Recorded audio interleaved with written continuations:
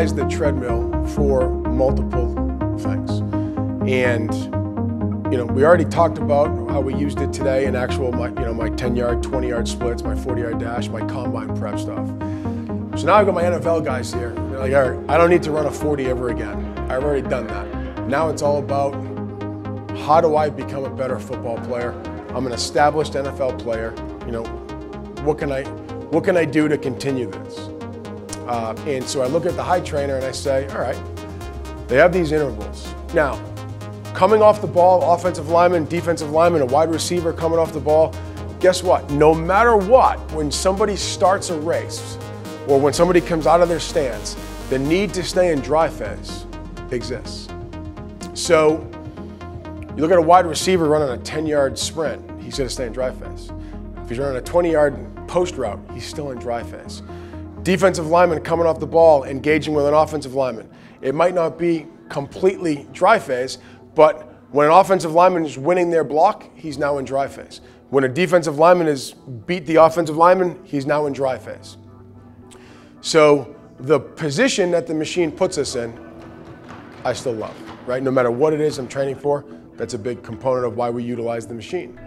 So we look at the intervals and it gives us an opportunity to do different types of metabolic conditioning.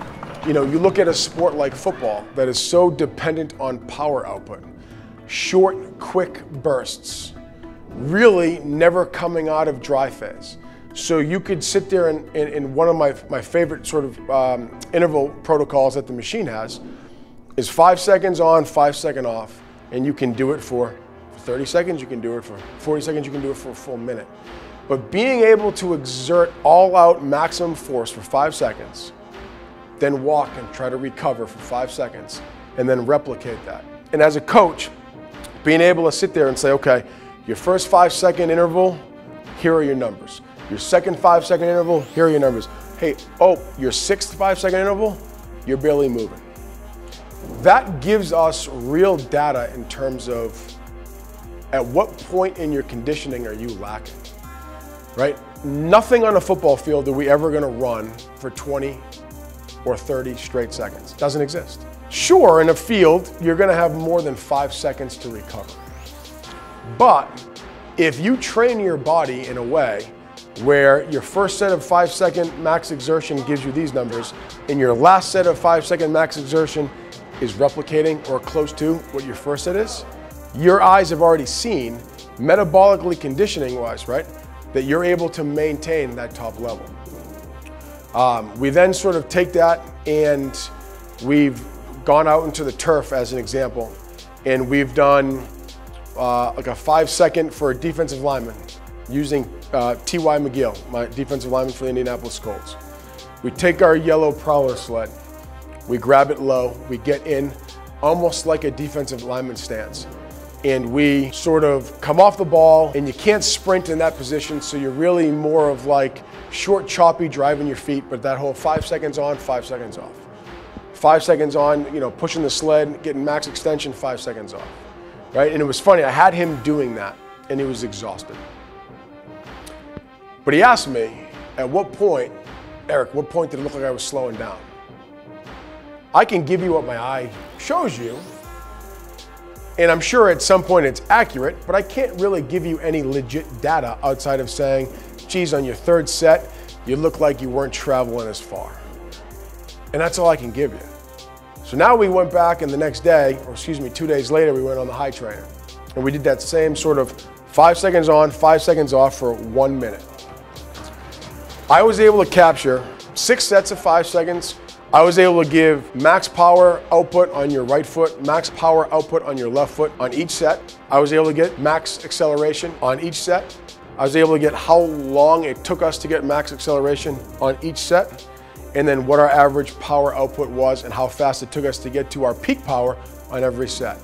Taking that data over the course of 6 sets, or if today, as an example, we had 5 of those. So we did that interval of 5 seconds on, 5 seconds off. Then we took 2 minutes rest. And we had 5 sets of that. Right? Now, that is a major, major undertaking, right, for TY, because that was, even though that was only 2.5 minutes, of quote unquote sprint work. That was the hardest 2.5 minutes of his life. But now we sit down at the end and we say, okay, we know it's the off season. We don't expect you to be in shape. You just came off of a long season and now you're in the process of trying to get back into shape. But look at this. Your first 2 sets of 5-second sprints in number 1 were great. Then we literally fell off a cliff. Well, let's go to the 3rd set. We never got back on the cliff. We never even made it back up. We had nothing left in our tank, and from number 1 through number 6, there was no more. The average power output was 50% of what it is that we were producing in set 1. So TY sits there and says, okay, I've got a great measuring stick. So weekly, when I come back to this, I can chart legitimate improvement or sometimes more importantly, lack thereof. Because it's one thing to come in and go, the stopwatch said I was a little bit slower or I didn't feel as fast. But as a coach and with my player to go, I don't even need to say anything. I'm just gonna let the numbers do the talking. Today was a great day or today wasn't so great. It's really the only way to make sure that the athlete is fully engaged and for us to know as coaches, where are we? Let's diagnose why. Why were we so much better today? Why weren't we so much better? You talk about philosophical, viewpoints of training. Let's say a month from now, right? I don't expect, using TY as the example, him to have great numbers. This is his 2nd day of his off-season training program, okay? This was our starting block. 4 weeks from now, if those numbers are not where we both want them to be, why? Do we have some sort of underlying injury that we're not aware of? Are we not getting enough sleep? Our nutrition, is our nutrition not where it needs to be? But there's something that's telling us, because we have real-time numbers, that we're either making the progress we need or we're not, and it allows us to try to address it. Metabolic conditioning in general, in any sport, you look at performance trainers anywhere, and we get so caught up in the numbers of how high did you jump, how fast did you run, and those metrics, right, are so important to the overall sort of viewpoint on how they classify athletically. And sometimes they show its ability, or not its ability, but they show how it translates to on-field performance. And sometimes it doesn't matter at all.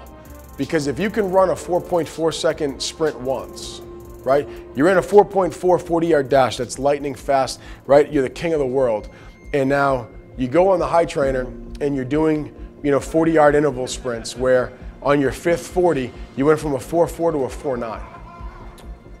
So you're capable of running a 4.4 once.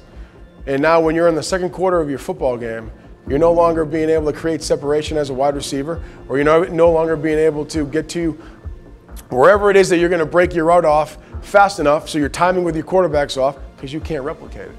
So the Metcon piece, or the ability to do it over and over and over and over again, understanding there's going to be a small window of fatigue that sets in every time, I think that's almost as more important to what your on-field performance is than just showing the ability to do something one time and one time only.